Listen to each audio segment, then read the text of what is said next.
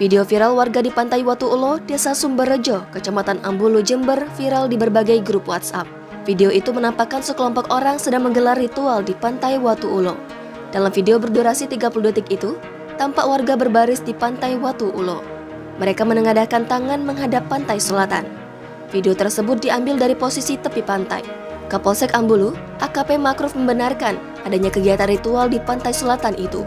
Menurut dia, kegiatan itu dilakukan pada Sabtu 26 Februari 2022. Menurut dia, ada sekitar 18 warga yang mengikuti kegiatan ritual tersebut. Mereka semua berasal dari Kabupaten Nganjuk menggunakan minibus. Mereka memang mengadakan ritual, seperti sedang berdoa di pantai. Ma'ruf mengaku mendapat informasi kegiatan ritual itu dari Babin Kamtibnas. Selanjutnya, pihaknya langsung menerjunkan anggota polisi untuk membubarkan kegiatan itu. Sebab, Pantai Watu Ulo yang merupakan pantai selatan selalu memiliki ombak besar. Dikhawatirkan terjadi hal yang tak diinginkan seperti terseret ombak.